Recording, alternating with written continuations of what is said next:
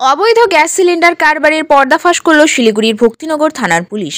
শিলিগুড়ি হায়দারপাড়ার মাছবাজার সংলগ্ন কৃষ্ণ সরকারের গ্যাসের দোকানে বুধবার দুপুরে হানা দেয় ভক্তিনগর থানার পুলিশ। পুলিশের কাছে খবর ছিল যে প্রায় দীর্ঘদিন ধরেই ডোমেস্টিক গ্যাস সিলিন্ডার থেকে ছোট গ্যাস সিলিন্ডারে গ্যাস ভরে তা চড়া দামে বাজারে বিক্রি করা হয়। এরপরই শুরু হয় ভক্তিনগর থানার পুলিশের অভিযান। তারপরেই পুলিশ হানা দিয়ে অবৈধ মজুত রাখা ডোমেস্টিক গ্যাস সিলিন্ডারের সহ কৃষ্ণ সরকারকে গ্রেপ্তার করে।